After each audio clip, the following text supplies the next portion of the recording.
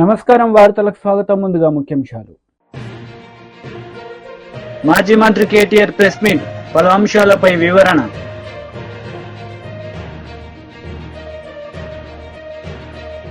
మంత్రి Komatireddy Venkatareddy press meet, పలు అంశాలపై వివరణ.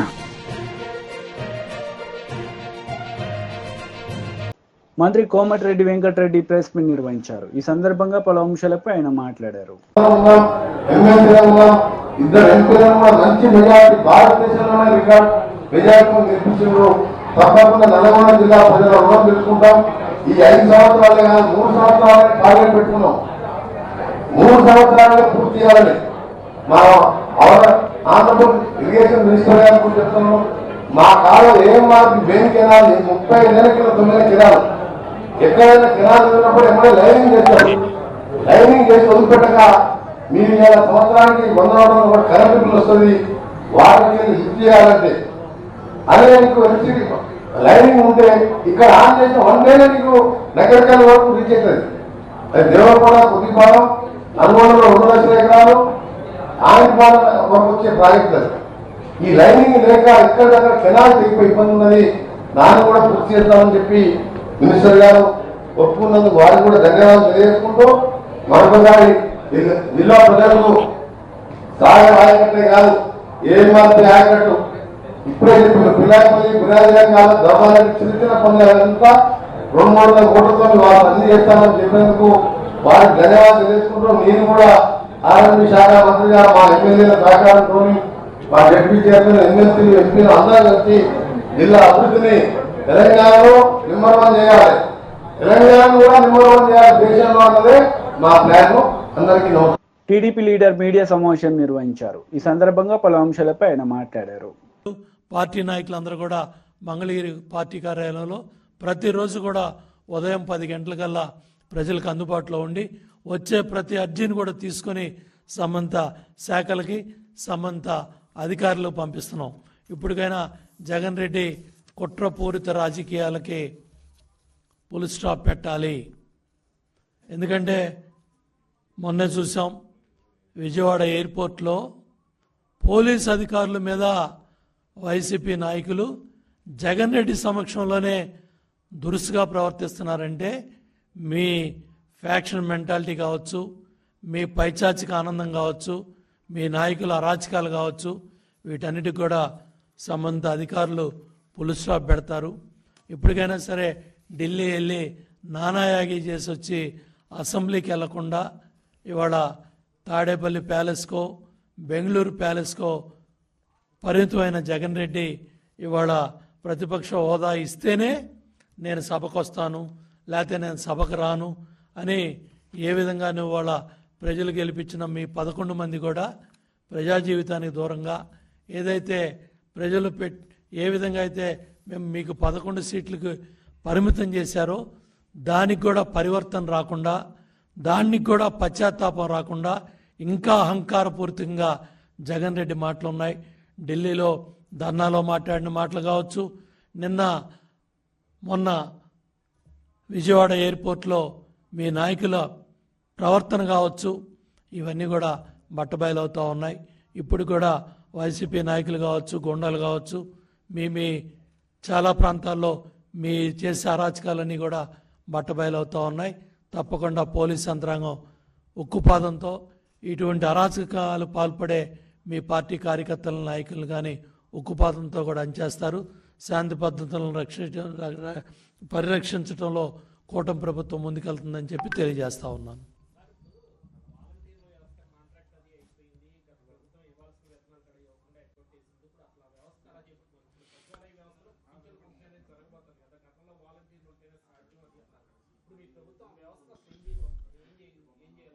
తెలుగుదేశం ప్రభుత్వ హయాంలో వ్యవస్థాపక అధ్యక్షులు స్వర్గీయ నందమూరి తారక రామారావు గారు చైతన్య రథం మీద వెళ్తూ ఉంటే కాళ్ళకు చెప్పులు లేకుండా వృద్ధులు, పెద్దవాళ్ళు, అవ్వల తాతలు ఆయన చైతన్య రథం వెంబడబడి పరిగెడతా ఉంటే ఇంత మండుటెండలో వాళ్ళు కాళ్ళకు చెప్పులు లేకుండా ఆ విధంగా పరిగెడతా ఉన్నారు. వాళ్ళ కళ్ళల్లో పేదరికం కనపడుతుందని ఆ మహానుభావుడు నెలకు 30 రూపాయలతో ప్రారంభం చేసిన ఈ పింఛన్ దాన్ని చంద్రబాబు నాయుడు గారు 75 రూపాయలు, తర్వాత 200 రూపాయలు, ఏదైతే గత ప్రభుత్వం 1000 రూపాయలు పెంచడానికే నానాయాగి చేసి 60 నెలలు ఒక్కొక్క పింఛన్దారుడికి 35,000 రూపాయలు పైగా జగన్ రెడ్డి ప్రభుత్వం నష్టం చేసింది. ఇదే డబ్బుల్ని జగన్ రెడ్డి ప్రభుత్వం కొన్ని వేల కోట్లు ఖర్చు పెట్టి నేను 6 గంటలకి ఇచ్చాను, సూర్యుడు రాకముందు వచ్చాను, ఉద్ధరించానని చెప్పి మొదటి వారంలో ప్రతి నెల కూడా చాలా అహంకారపూరితంగా జగన్ రెడ్డి మాట్లాడేవాడు. ఇవాళ చంద్రబాబు నాయుడు గారి ప్రభుత్వం ఎంతో సమర్థవంతంగా ఉన్న ప్రభుత్వ అధికారులతో, ప్రజాప్రతినిధులతో తెల్లవారుజామున 5 గంటల నుంచి 6 గంటలకి ఇప్పుడు దగ్గర దగ్గర 94%, 95% తీసుకెళ్లారంటే ఇవాళ ప్రజలు ఆలోచన చేయాలి.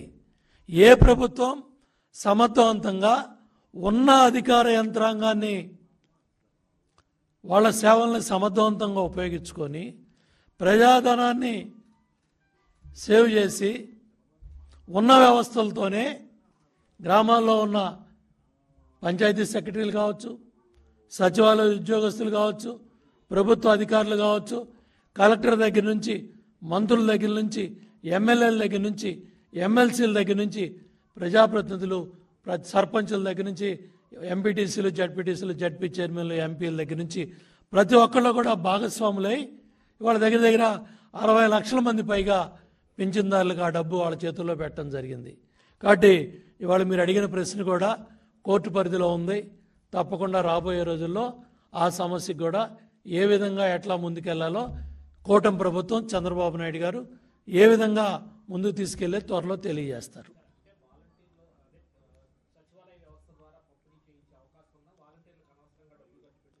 ఇవాళ ఏదైతే ఉన్న వ్యవస్థలను సమర్థవంతంగా ఉపయోగించుకొని అటు సచివాలయ ఉద్యోగస్తులు కావచ్చు, ప్రభుత్వ ఉద్యోగస్తులు కావచ్చు, ప్రజాప్రతినిధులు కావచ్చు, దేశంలో ఏ రాష్ట్రంలో కూడా ఇంత సమర్థవంతంగా ఎక్కడా జరగల. ఇవాళ తెలుగుదేశం, జనసేన, బీజేపీ ప్రభుత్వం, కూటమి ప్రభుత్వం, చంద్రబాబు గారి నాయకత్వంలో ఒకే రోజులో 60 లక్షల మందికి ఇప్పటికే పింఛన్దారులు డబ్బు వెళ్ళింది.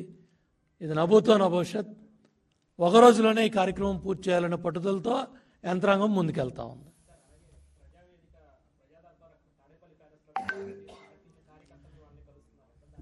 జగన్ రెడ్డి 5 ఏళ్లలో మాజీ మంత్రి కేటీఆర్ మీడియా సమావేశం నిర్వహించారు. ఈ సందర్భంగా పలు అంశాలపై ఆయన మాట్లాడారు.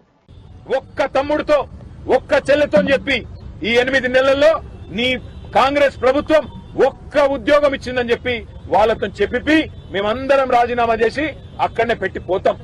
వాస్తవం ఏంది?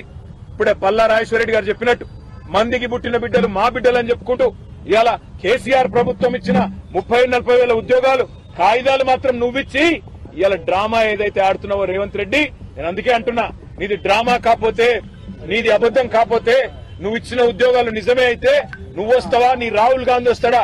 రండి, సిటీ సెంట్రల్ లైబ్రరీకి వస్తారా, అశోక్ నగర్ కు వస్తారా, ఉస్మానియా యూనివర్సిటీకి వస్తారా, ఎక్కడికి వస్తే అక్కడికి రండి. రేవంత్ రెడ్డి మళ్ళీ అంటుంటాడు మగాళ్ళు అయితే అని. నేను అంటున్నా, రేవంత్ రెడ్డి మగాడు అయితే రా, అశోక్ నగర్ కి రా, అక్కడ పిల్లలే చెప్తారు నువ్వు ఉద్యోగాలు ఇచ్చిన మాట వాస్తవమా కాదో చెప్తారు. నీ రాహుల్ గాంధీని తీసుకురా, ఇచ్చిన మాటలు ఏమైనా నిలదీస్తారు. కాంగ్రెస్ నాయకులను తరిమేసే పరిస్థితి ఉంది ఇవాళ తెలంగాణ యువత. ఒకవైపు యువత రోడ్ల మీద ఆందోళన చేస్తా ఉన్నారు. నిన్న రాత్రి దిల్సుఖ్ నగర్ లో జీవో నంబర్ 46 సవరించాలని వేలాది మంది పిల్లలు రోడ్డెక్కినారు. మరొక వైపు ఇవాళ 1800 మంది మాజీ సర్పంచులు ఇవాళ తమ బిల్లులు విడుదల చేయాలని చెప్పి సెక్రటేరియట్ ముట్టడిస్తే వారిని తీసుకుపోయి అరెస్ట్ చేసి పెట్టినారు. మా నాయకులు హరీష్ రావు గారు, వారి నేతృత్వంలో మా కొంతమంది శాసనసభ్యులు వారంతా అక్కడికి పోయినారు. నేను ఇవాళ ఈ ప్రభుత్వాన్ని డిమాండ్ చేసేది ఒకటే, మభ్య పెట్టి ఎక్కువ కాలం మీరు నడపలేరు. మార్పు అని ఎక్కువ రోజులు ఏమార్చలేరు.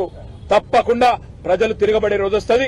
ముఖ్యంగా మీరు ఎవరితోనైతే గోక్కోకూడదో వాళ్లతో గోక్కుంటున్నారు, తెలంగాణ యువతతో, తెలంగాణ పిల్లలతో. మీకు తెలుసు 2 లక్షల ఉద్యోగాలు బోగస్ అని తెలుసు, మీరిచ్చిన జాబ్ క్యాలెండర్ బోగస్ అని తెలుసు. అయినా తెలిసి మళ్లీ పిల్లల్లో ఇవాళ ఉద్వేగాల్ని రెచ్చగొట్టే విధంగా లేని ఒక వాతావరణాన్ని నిర్మాణం చేసే ప్రయత్నం మీరు చేస్తా ఉన్నారు. మీ క్యాలెండర్ బోగస్, అందులో ఉద్యోగాలే లేవు, అందులో తారీఖులు తేదీలు తప్ప ఏమీ లేదు. దాని మీద చర్చ పెట్టమంటే ఇవాళ ప్రభుత్వం పారిపోవడమే కాకుండా సిగ్గు లేకుండా ఇవాళ మళ్ళీ మమ్మల్ని మా ఎమ్మెల్యేలందరినీ కూడా ఒక బజారు భాషలో మా సాటి ఎమ్మెల్యేతో తిట్టించిన వైనం ఏదైతే ఉందో ఇది నిజంగా కూడా ప్రజాస్వామ్యానికి అందరికీ ఈ శాసనసభకి ఒక చీకటి రోజు. నిజంగా కూడా ఒక దుర్మార్గమైన పద్ధతుల్లో నిన్న మొన్న మా అక్కలను అవమానించారు. ఈ రోజు మొత్తంగా ఒక సాడిస్ట్ మాదిరిగా ముఖ్యమంత్రి ఇవాళ ఈ రకంగా పైశాచికానందం పొందుతూ ఒక సభ్యుడు మమ్మల్ని అమ్మ అక్క అని తిడుతుంటే పైశాచికానందం పొందుతూ అందరినీ ఉసిగొల్పుతూ ఆయన పక్కన నిలబడండి పొండి అని ఉసిగొల్పుతూ ఒక సాడిస్ట్ ముఖ్యమంత్రి లాగా రేవంత్ రెడ్డి వ్యవహారం చేస్తా ఉన్నాడు. తెలంగాణ యువత తప్పకుండా రేవంత్ రెడ్డికి తగు రీతిలో సమాధానం చెప్తది. దాని టైం కూడా వస్తుంది. ఎక్కువ కాలం ఈ డ్రామా నడవదని హెచ్చరిస్తూ ఈ 5-6 రోజుల శాసనసభ సమావేశాల్లో గవర్నమెంట్ తేలిపోయింది. గవర్నమెంట్ లో విషయం లేదు, కేవలం ఊదరగొట్టే ఊకదంపుడు ఉపన్యాసాలు తప్ప ఏమీ లేదని తేలిపోయింది. కాబట్టే ఈ బజారు భాషతో మమ్మల్ని రెచ్చగొట్టి మంచిగా మాట్లాడుతుంటే కావాలని ఉసిగొల్పి ఇవాళ ప్రజల దృష్టి మరల్చే ఒక చీప్ టాక్టిక్స్. ఈయన చీఫ్ మినిస్టర్ కాదు, చీఫ్ మినిస్టర్.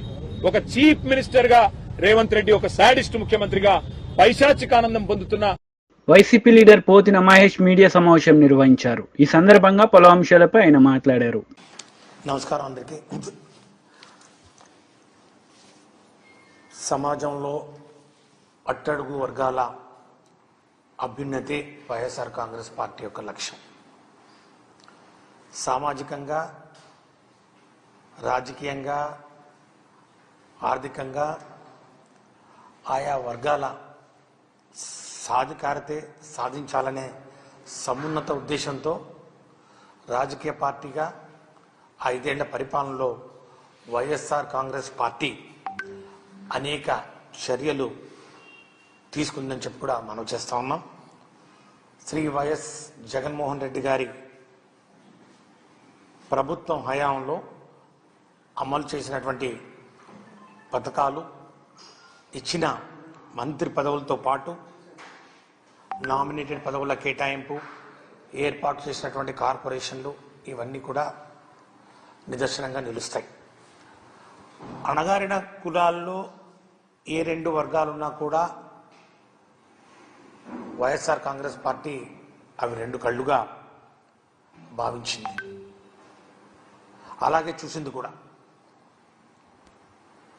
ఎస్సీ వర్గీకరణ విషయంలో ఇవాళ గౌరవ సుప్రీంకోర్టు ఇచ్చిన తీర్పు కూడా షెడ్యూల్డ్ కులాల అభ్యున్నతికి తోడ్పడాలన్నదే వైఎస్ఆర్ కాంగ్రెస్ పార్టీ యొక్క ముఖ్య ఉద్దేశం. గౌరవ సుప్రీంకోర్టు ఇచ్చిన తీర్పును అవకాశవాద రాజకీయాలకు వాడుకోకుండా తీర్పు, ఈ యొక్క సుప్రీంకోర్టు యొక్క తీర్పు స్ఫూర్తి ఏదైతే ఉందో ఆ స్ఫూర్తిని మనస వాచ కర్మేణ అందరికీ న్యాయం జరిగేలా ఎస్సీలను బలోపేతం చేయడానికి వినియోగించాలని వైఎస్ఆర్ కాంగ్రెస్ పార్టీ మనస్ఫూర్తిగా కోరుకుంటాం. ఇంకా మాజీ మంత్రి హరీష్ రావు మీడియా సమావేశం నిర్వహించారు. ఈ సందర్భంగా పలు అంశాలపై ఆయన మాట్లాడారు. కొద్దిమంది నిరుద్యోగ యువత తమకు జరిగిన అన్యాయాన్ని వివరించడానికి బీఆర్ఎస్ పార్టీ ఆఫీస్కి వచ్చి ఇప్పటిదాకా మాకు చెప్పడం జరిగింది.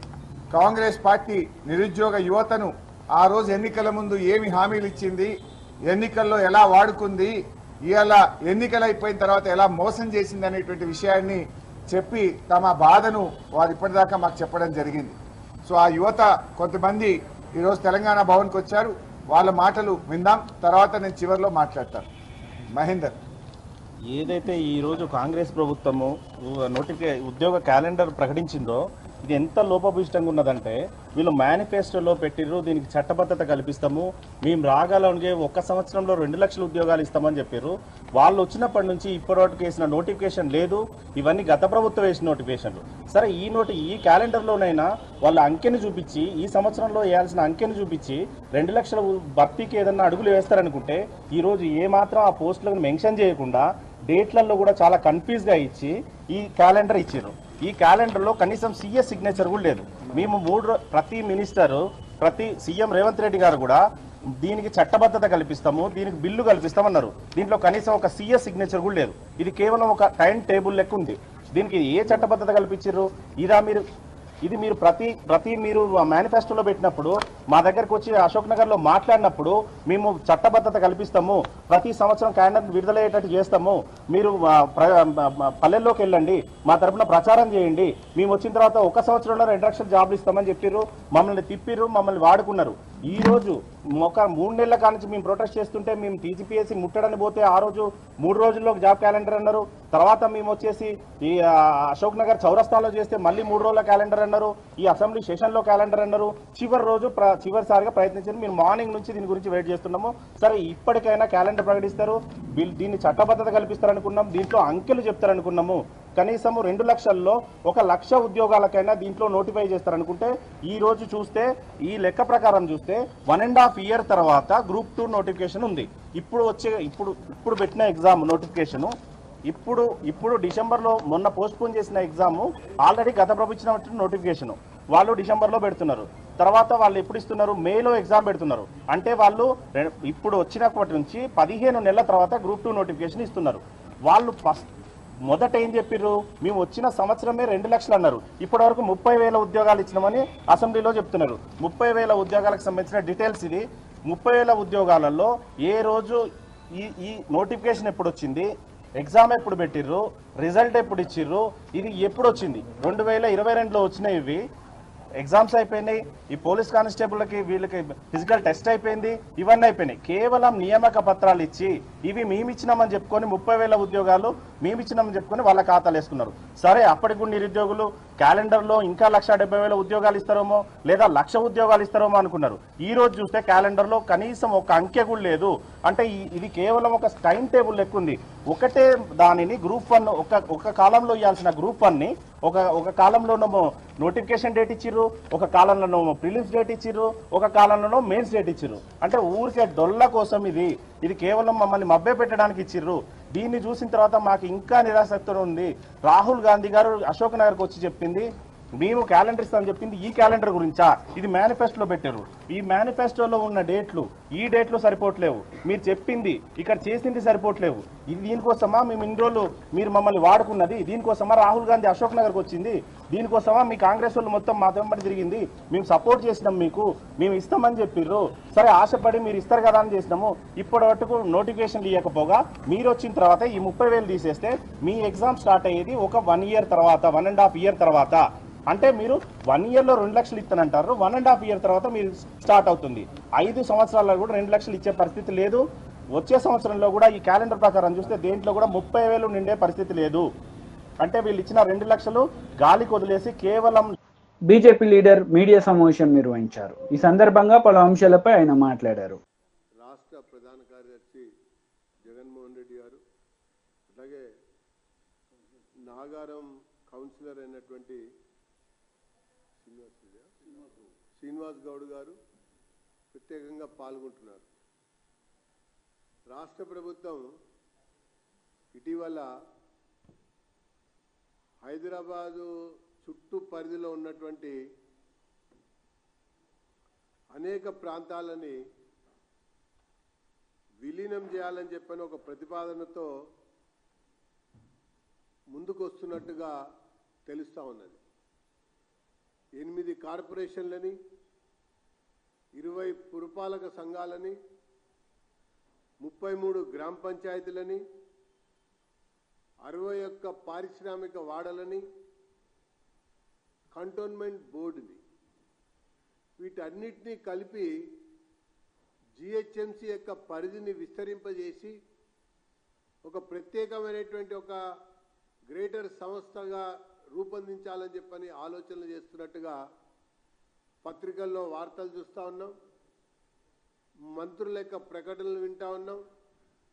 అధికారులు కూడా సూచాయిగా అక్కడక్కడ మాట్లాడుతున్నటువంటి ఒక విషయాల్ని తెలుసుకుంటా ఉన్నాం. కానీ ఒక అంశాన్ని మాత్రం ఆలోచించవలసినటువంటి అవసరం ఉన్నది. అసలు జిహెచ్ఎంసీగా హైదరాబాదు, సికింద్రాబాద్ యొక్క జిహెచ్ఎంసీ పరిధిలోనే మౌలిక వసతులని కల్పించడంలో అసలు జిహెచ్ఎంసీనే ఘోరంగా వైఫల్యం చెందింది. నిజాం నాటి కాలంలో ఉన్నటువంటి ఒక భూగర్భ డ్రైనేజ్ తప్పించి ఆ తర్వాత భూగర్భ డ్రైనేజీని ఆధునీకరించినటువంటి ఒక సందర్భమే లేనటువంటి ఒక దుస్థితిలో హైదరాబాదు నగరమే కొట్టుమిట్టాడుతుంది. కాబట్టి ప్రతినిత్యం ఈ మధ్య కాలంలో మోకాళ్ళలోతు నీళ్లు, నడుములోతు నీళ్లు హైదరాబాద్ నడిబొడ్లోనే మనం చూస్తూ వచ్చాం. ఇక పోతే ఒక 15 సంవత్సరాల కిందట శివారులో ఉన్నటువంటి మున్సిపాలిటీలను కూడా విలీనం చేశారు. అంటే ఉప్పల్, కప్రా, ఎల్బీ నగర్, కుత్బుల్లాపూర్ ఈ రకంగా చేసేటప్పుడు కూడా ఆ శివారు ప్రాంతాలన్నింటినీ కూడా అభివృద్ధి చేస్తాం, అన్ని రకాలుగా మరి ముందుకు తీసుకెళ్ళటం కొరకే విలీనం చేస్తున్నామని చెప్పని పేర్కొన్నారు. ఆ సందర్భంలో కూడా అనేక పురపాలక సంఘాలు వ్యతిరేకించాయి, ప్రజాప్రతినిధులు వ్యతిరేకించారు, పౌరులు కూడా వ్యతిరేకించారు. అయినా కూడా అధికారం ఉందని, మందబలం ఉందన్నటువంటి ఒక ఆలోచన అభిప్రాయంతోన వాటినన్నింటినీ కూడా విలీనం చేశారు. ఇప్పుడు మళ్ళీ కొత్తగా ఔటర్ రింగ్ రోడ్ పరిధిలో ఉన్నటువంటి ఇప్పుడు నేను చెప్పినటువంటి స్థానిక సంస్థలన్నింటినీ కూడా నిర్వీర్యం చేస్తూ విలీనం చేయాలని చెప్పని సుదర్శన్ రెడ్డి గారు విలీనం చేయాలని చెప్పని ప్రయత్నం చేస్తూ ఉన్నారు. ఇది పూర్తిగా కూడా ప్రజల యొక్క ఆలోచనలకి భిన్నంగా ఆ గ్రామాలలో జరుగుతున్నటువంటి ఒక అనేక రకాల పరిణామాలకి వ్యతిరేకంగా తీసుకోబోయేటువంటి ఒక నిర్ణయంగా భారతీయ జనతా పార్టీ అభిప్రాయపడతా ఉన్నది. మీకు అధికారం ఇచ్చారు, కొత్తగా శాసనసభ ఏర్పడింది, ప్రభుత్వం వచ్చింది కదా అని చెప్పని మీకు ఇష్టం వచ్చినట్టుగా చేస్తామంటే ప్రజలు సహించరు అన్నటువంటి విషయాన్ని నేను తెలియజేస్తా ఉన్నా. ఇప్పుడు నేను చెప్పినట్టుగా ఈ 8 కార్పొరేషన్లు కూడా ఎన్నికైన కార్పొరేషన్లే, ఆ 20 మున్సిపాలిటీలు కూడా ఎన్నికైనటువంటి ప్రజాప్రతినిధులే, ఆ 33 గ్రామ పంచాయతీలు కూడా ప్రజలచే ఎన్నుకోబడ్డటువంటి ఒక స్థానిక సంస్థలే. ఇవన్నీ ఉండి కూడా వాళ్ళ అభిప్రాయాలు తీసుకోకుండా. వార్తలు ముగించే ముందు ముఖ్యాంశాలు మరోసారి. మాజీ మంత్రి కేటీఆర్ ప్రెస్ మీట్, పలు అంశాలపై వివరణ.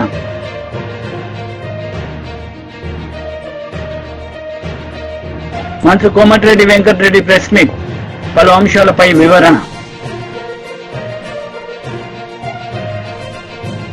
ఈ వార్తలు ఇంతటితో సమాప్తం. తిరిగి ప్రసారమయ్యే వార్తల్లో మళ్ళీ కలుద్దాం. అంతవరకు సెలవు. నమస్తే.